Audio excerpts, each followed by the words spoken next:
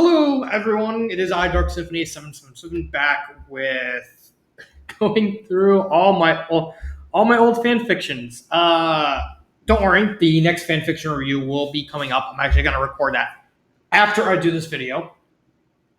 Um, but I wanted to try and get another part of this as soon as possible. Work has been killer. Work has been really killer. So I thought since people wanted me to talk more about some of the old fan fiction I did, like I said, most of the people who actually watch my videos, they come from like 2020 to 20 to either 2020 or 2021 to today. So I thought, yeah, I go over some of the older fan fictions. I'm probably going to stop. Where is it? Probably 2020. Right here. I'm probably gonna get everything from 1 to 170. A lot of fan fictions. A lot of fan fictions. Yeah, so from 1 to 170. 170 something because of these. So I thought, yeah, let's just go for it. Let's say so. Let's actually. There we go. So let's actually start with Scapegoat by Galaxy. Oh my god! What was Scapegoat about? Because I actually forgot this. Yeah, I guess this is like the charm. Someone on my comments did say it's like, hey, maybe we get like other opinions, like maybe future opinions, like thinking back on things. I completely forgot what is Scapegoat. What is Scapegoat about? Because I actually completely forgotten what Scapegoat is. Where is it?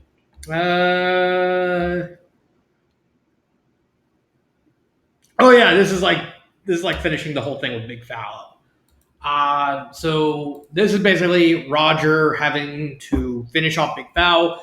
Uh, Basically, because of Rosewater's actions in Big Foul destroying a bunch of the city, a large portion of the populace are basically about to revolt against the main corporation, i.e., what was it?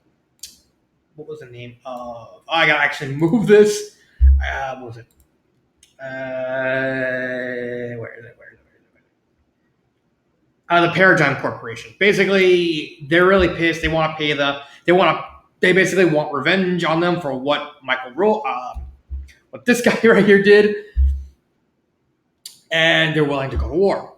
And that includes their military police. So basically, the Paradigm Corporation, they hire Roger Smith to basically act as a sort of bystander to kind of keep everyone at peace. Like we're going to give you all this power, we're going to give you all this money. Just stop the war from happening. And then Rosewater wakes up, goes mad, starts operating the broken Big Foul because at the end of Big O season 2, Big Foul was like missing literally lost like a big chunk of himself, so it's literally just like one arm and broken. And then we got like a whole sequence where Roger kind of goes crazy and kind of pictures himself in a insane asylum. It's really trippy. I don't think it's a bad story, but it's just looking back on it. I think I was too generous with the 8 out of 10 because I don't think it was that good. Where would I put it? Let's see. Where did I put where did I put Act? Yeah, here's Act 1. Act 1 is fine. I think that's good. I think Act 1 is an A minus. I don't really have anything bad to say about it. I think originally I put this on the same level of Roger the Vigilante. I think nowadays I probably put it below. Yeah, that's where I would put it. Okay. So next one, Twilight versus Twilight by Darth Verglov. Oh, this fic. Oh, this is interesting. So this is the My Little Pony and Yu-Gi-Oh fanfiction crossover.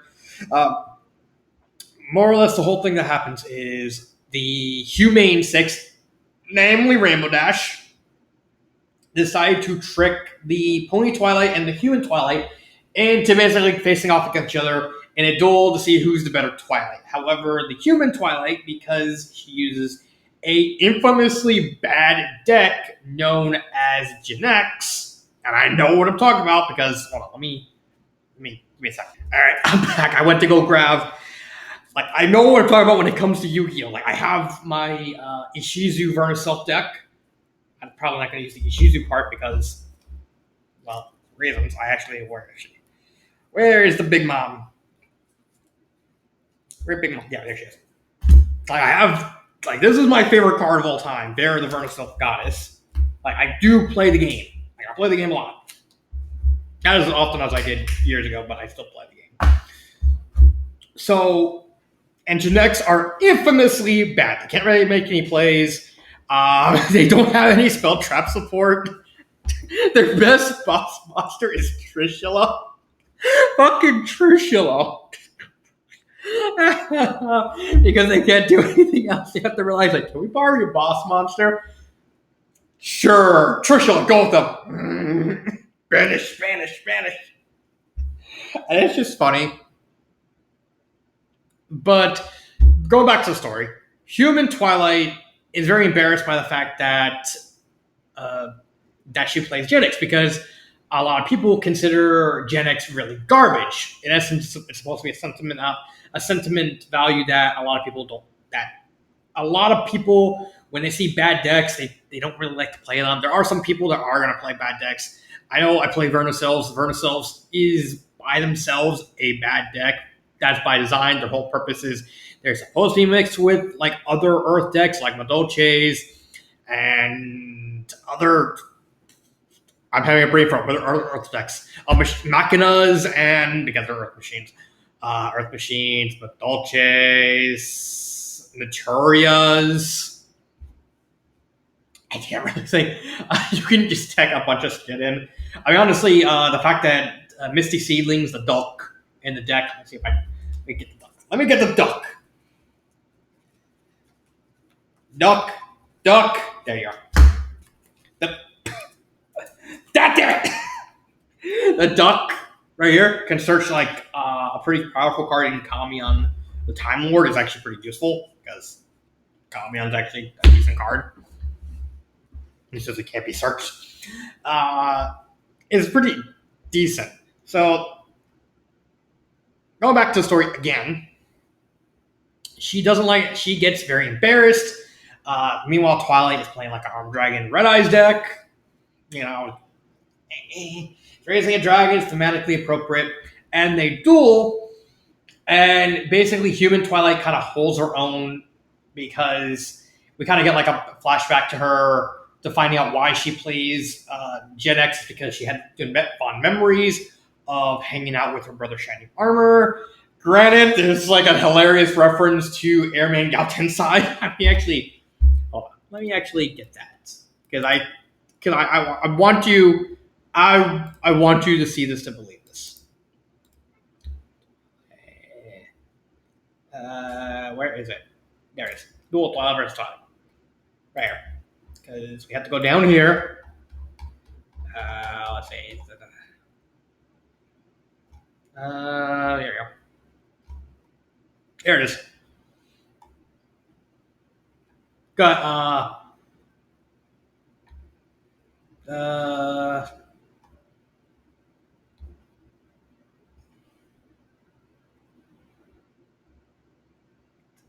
yeah, I think.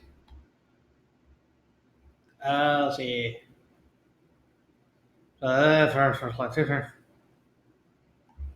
No way. I think did he? Hold on. I think he. Um.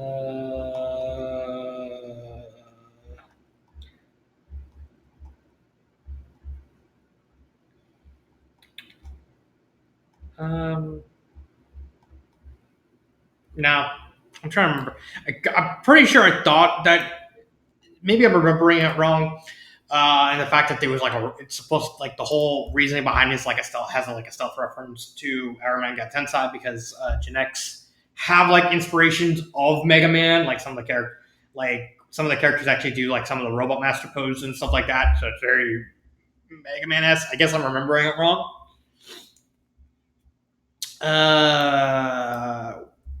But more or less, 20 Twilight wins because she can't really.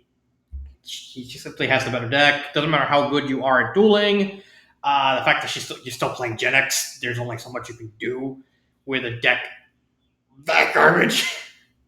I'm a big Yu-Gi-Oh player, but even I can admit Gen X is not that good. Nah, it's not. Just saying. Uh, I will say this: it's better than it has any credit to be. It does capture the vibe of an actual duel because you see the back and forth.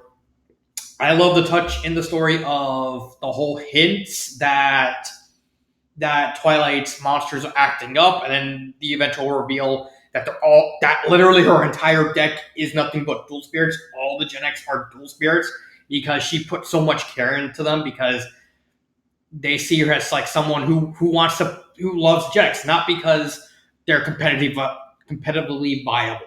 Like nowadays, like in the Yu-Gi-Oh meta, we have like Rescue Ace, and we still got like the Eevee deck purely because of Noir, and we still kind of have Cash Chariot, not really, but kind of. So they see someone who loves the deck more for the memories that are associated with it, like being like hanging out with her brother and those memories of them playing Mega Man, because we know it's Mega Man. Like they make it. The story makes I can't, like I said, I can't remember, but I'm pretty. The story literally makes it clear it is that Shining Armor does play Mega Man in that flashback, so we get enough clues to really rationalize her reasoning behind it, because she just loves her brother that much, and they kind of resonate with her. And the whole part at the end where Gen X ally Axel's about to get destroyed, and Axel turns around and just basically covers her to make sure she doesn't see the pain. She doesn't see him being destroyed, and his whole back melts down, and she like starts, and she literally breaks down as Axel's like short circuiting before disappearing, and it really brings a tear to people's eyes because it's actually well done in how the presentation is. So I think I would put it A plus. I would put it A plus right here.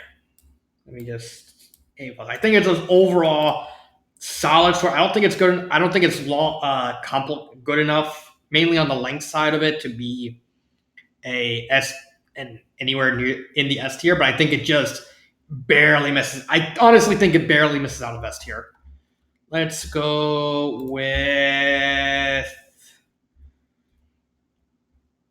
13 The Marvel. This is a Nancy Drew fan fiction. Nancy Drew and Hardware. I just know this story is like very, very forgettable. Does this story even still exist? Let's see. 13 The Marvel. Fan fiction. Yeah, here it is. No, that's my thing. No, I think it. Oh my god, I think it's actually gone. Hold on.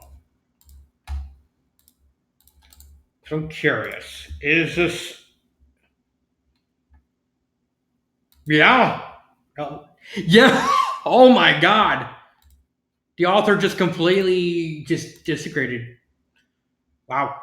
Wow.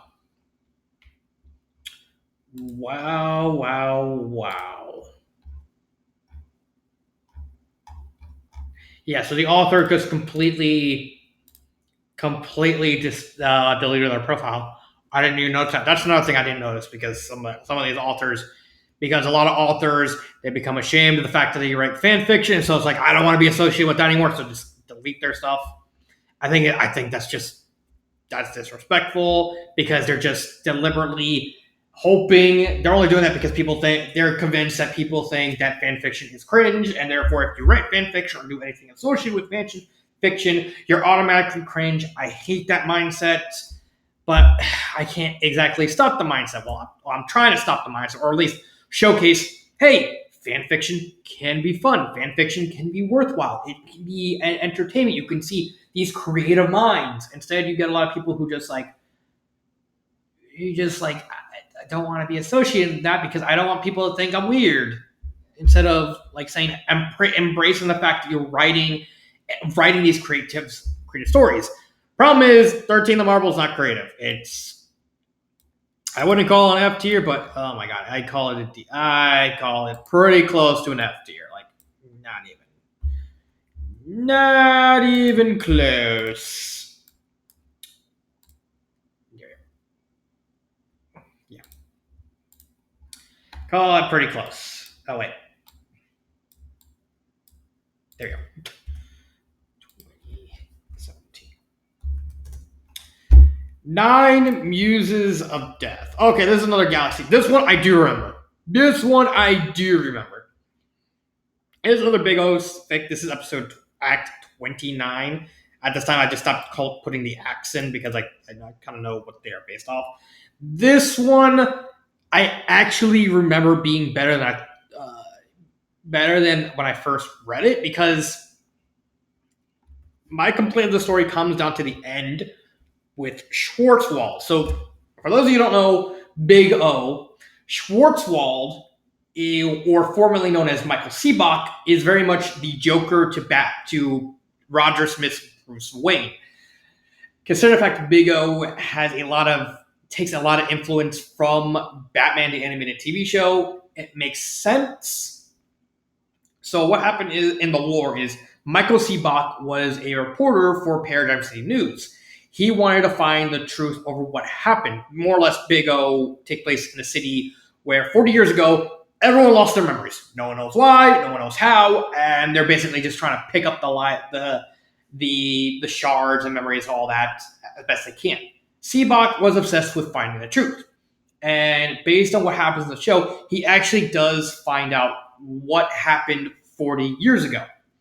The problem is, he goes mad with the revelation, and he becomes Schwarzwald, this heavily bandaged. Let me actually look. Schwarzwald. There we go. Let me actually show you what he looks like. This is what he looks like right here. Right here. This is basically what he looks like, and he's also a Mega Dude pilot. There's right there. There's Big Duo. Yep, oops, wrong. And in the show, when Roger Smith defeats Big Duo, Schwarzwald dies. And the story and the anime makes that very, very clear. He dies. Because he comes back near the end, where Alan Gabriel is piloting a rebuilt version of Big Duo, and Schwarzwald kind of shows up as a ghost and basically gives him the riot act, saying, "That's not your Mega Dude!" And basically Big Duo basically just becomes alive and eats Alan Gabriel alive. It's very twisted stuff. It's part of the reason why I love Big O, because Big O is like a really, really mysterious anime. Yeah, of course, it borrows heavily from not only Batman and series, but also from noir films. It's effective, especially since the guy who made this show also made like Digimon Tamers and Steins Gate and stuff like that. But then that comes to this story, where it follows up the act of Scapegoat, where someone is systematically killing all the members of the Paradigm head of boards. Basically, people who hired Roger Smith in the previous story, saying, "Please protect us." Now they're all being killed off one by one. And then it turns out to be Schwarzwald. When I first reviewed this story, I thought that was completely fine, because consider the fact Schwarzwald is supposed to be like the Joker to Ed Roger Smith's Batman. It does make some thematic sense that Schwarzwald would be somewhere. However, looking back on this story, I don't like how much of an asshole it was, because there was some minor implication that Schwarzwald was behind it, but it's something you really have to look out for. It's something you have to really pay attention to and at the very least know who Schwarzwald is. This is something you need to know, because because these stories are based on the idea that you've seen the rest of the show, because these are supposed to happen after the show ends with Big O defeating Big Foul. However, it still rings too much of an asshole, because despite the fact there are hints, they are immensely vague. Like, they are the vaguest of vague implications that Schwartzwald's behind it. And I don't think that works, because in this case, because nowadays, because, well, Schwartzwald's supposed to be dead. It doesn't really, and with the benefit of hindsight, the story doesn't really follow up on how did Schwartzwald survive. If there was something after this that kind of reveals how Schwartzwald revived, then I would say fine. But since there's not, and this scene gets even worse later down the line with his stories, where Schwartzwald randomly starts controlling the big daddies from Bioshock. Ooh, it's weird, I know, but bear with me, that actually happens. It just comes off as a massive asshole the author trying to forcibly bring him back in with no reason, or like the barest amount of reason. Like I said, there are hints that he's behind it all. They're just very, very vague, to the point where unless you have to reread it twice to even figure out the clues. It's really weird. So I can't. So I think now I probably would give it a 9. Like, originally, 9 Muses of Death. There you go. Cut this. 9 Muses of Death would be probably here.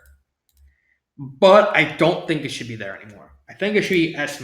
Still a really good story. I still think this is the best of his Big O works, because, for one thing, I know I've seen Big O.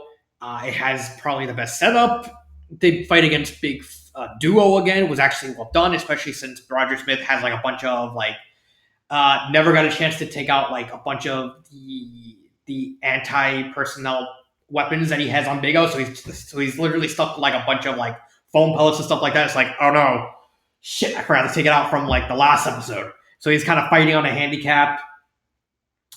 Even if like the fact that he survived is a really poorly thought of idea, the reveal that he is behind it all is actually really cool, with him doing like a big explosion and just showing up on a giant fucking jetpack. It's like, haha, I'm still alive, bitches! It's really bombastic and fits the whole scenario to a T.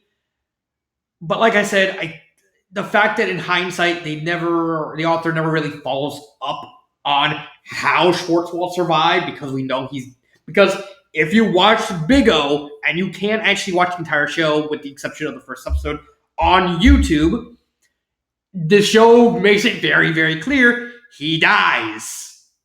So I can't, as much as I want to put it here or even an S+, I have to put an S-.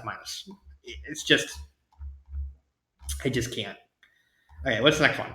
Parrots and Schemes. This is the one. What is this story? I know. Hold on, because I need to know, because I've. Oh my god! I just realized how many stories is that? Wow. I didn't even realize he's still writing. Okay, so I need to actually bear with me, because I'm trying to remember what this story even is. I know it's a wrestling story. I know it involves here it is. And very. Oh yeah, now I remember. So basically, this is a wrestling fan fiction that's centered around Triple H and Stephanie McMahon. Basically, Triple H is basically the guy who, for a while, temporarily was in charge of WWE very recently, until Vince McMahon came back, because hush money. It's a very complicated issue. And Stephanie is Vince McMahon's daughter. They get married. In this story, Stephanie is pregnant, and Triple H wants to get like actual security measures for the house. Stephanie's like completely, he's like, well, we're rich, they're not gonna come after us, we're workaholics. Triple H is very worried, so he decides, I'm literally gonna do a porno at our house just so you can get us security. It's it's silly. Like I can't. I actually. It's been like there are so many fics I cannot remember. 'Cause I know he basically just wants to protect his kids. He never planned on doing the porno. I believe. I don't think. I literally don't think he planned on actually doing the porno. But he basically just tried to constantly get her on the nerves. The implications like I'm doing a porno at your house, honey. You're not doing a porno. It's like, are you security? No, I'm doing a porno, man. Sean, come in here. What's up, Hunter? We're doing a porno. Your wife's right there. I'm not doing a porno with her. No, you dummy. Do a porno with someone. Who do you want me to get? I don't know. Get someone. All right, I'll get Trish Stratus. How about that? It's a goofy thing. I don't think I can't remember.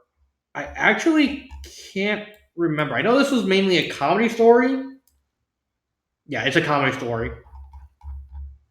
But I can't. I literally can't remember if it was good. I know it was.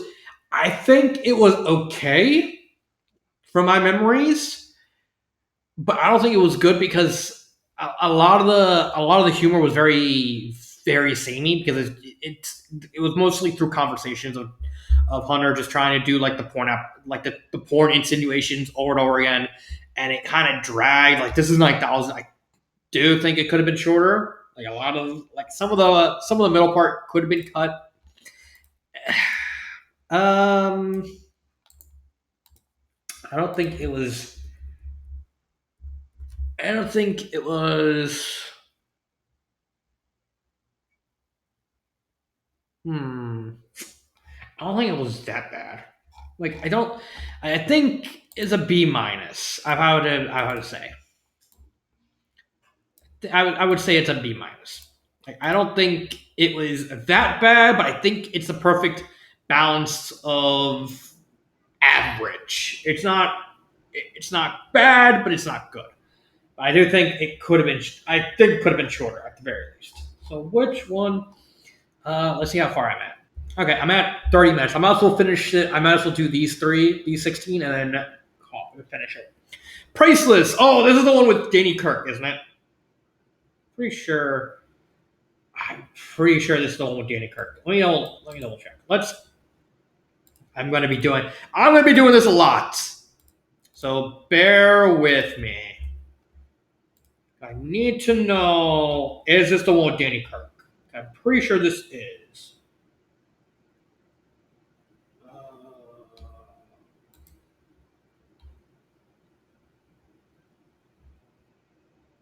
Yeah, see, he's right here. Like there's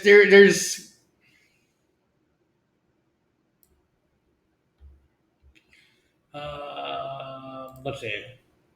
Is it Danny Kirk? Yeah, it's Danny Kirk. So Danny Kirk pretty much carried this story. So this story centers around a guy named by the name of Danny Kirk, who basically taught Roger Smith how to be a negotiator. He's basically his mentor, and he's basically this flamboyant, eccentric older man who basically likes having women around him. It is eventually revealed that the reason he's doing that is because he's actually developing dementia, not dementia. Um, what is the? Oh my god, I'm having a brain fart. What the name of that disease is? Uh, the one where you slowly forget. Alzheimer's. There it is.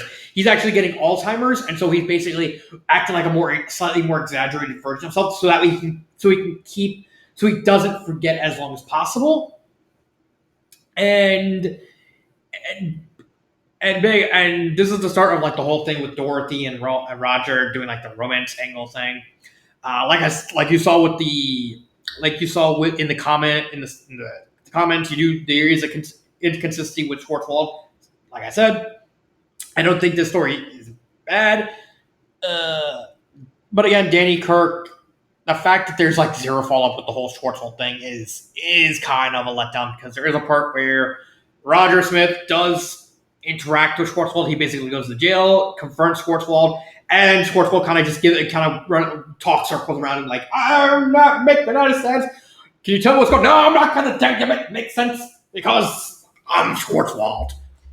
Smile. And then there's the end, but I do like the end, the implication of like the plot line being laid out because another Megaduce shows up, basically looking for someone to pilot it, and it's basically just an exoskeleton, and it basically starts attacking. Roger calls Big O, and they basically say, no, he wants me. And so Danny Kirk basically is like, I'm willing to sacrifice myself. I'm already on death's door. Soon, like literally, sooner or later, I'm gonna literally lose my memory. I'm not gonna be who I am right anymore. It's better I go than you go because then you have your lady friend to protect you. You have your lady friend. You have people to look back. I don't have anyone. So let me take the bullet. He gets inside the skeletal Megaduce. He basically gets to like the needles on his back, like what World Water happened, World Water and Big Foul, and then he remembers everything what happened 40 years ago. And Roger's like, "You survived." It's like, I remember, I remember what happened all those years ago, and he basically promises Roger's like, "I'll be back because I need to see if what I'm now remembering is actually true." I basically leave by sounding Danny Kirk. Danny Kirk does carry the story. I don't think it's as good as uh, Nine uses. I think it's okay. It's not as good as Roger, not as good as Scapegoat. I would put it right here. We'll put it right here. Next one, Kingdom Beyond Midnight by Sight Shadis. Oh my god, this fic. I mean, I'm not even gonna hesitate. Give me a second. Give me a second. S plus. I actually have this story on favorites because I actually want to read the story again because there's a chance I may actually.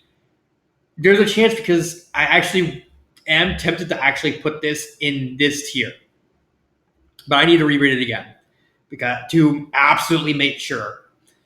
I think the story is great. This is the first story that I reviewed that involves one of my favorite characters in video game ever, Vivian from Thousand Year Door.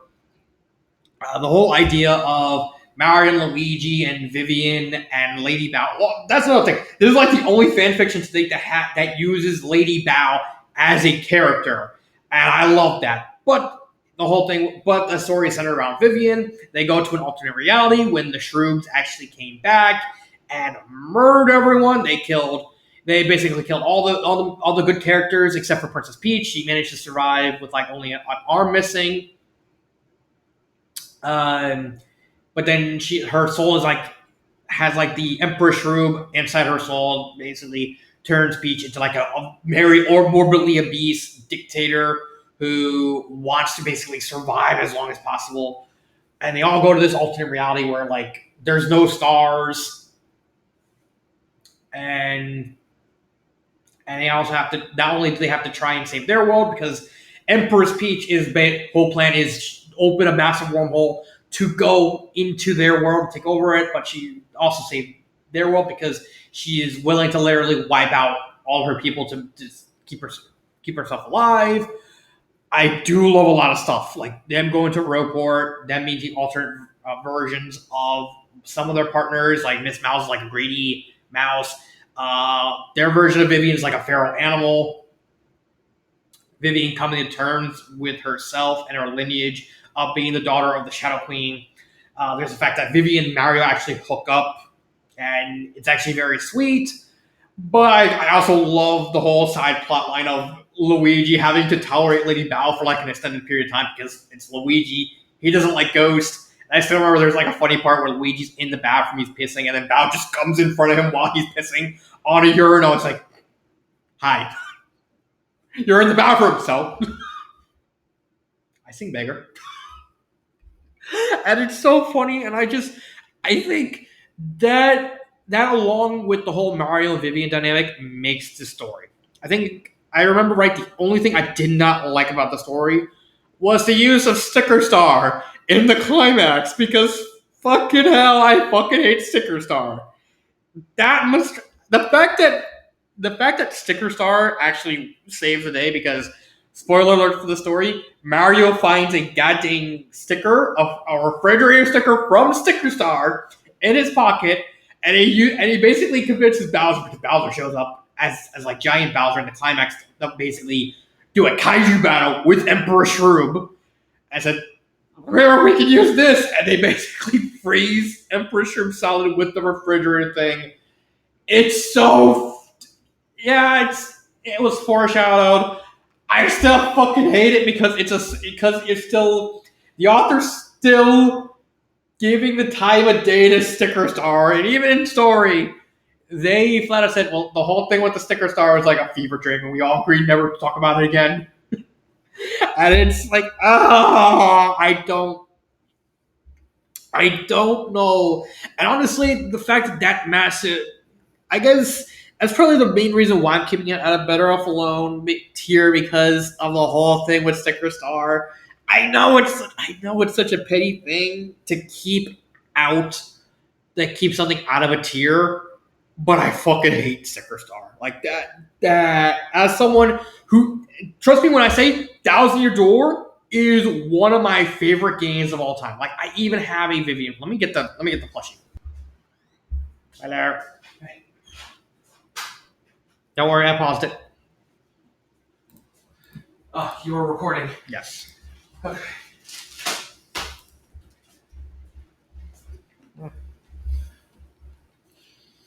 I'll be in the room. Okay.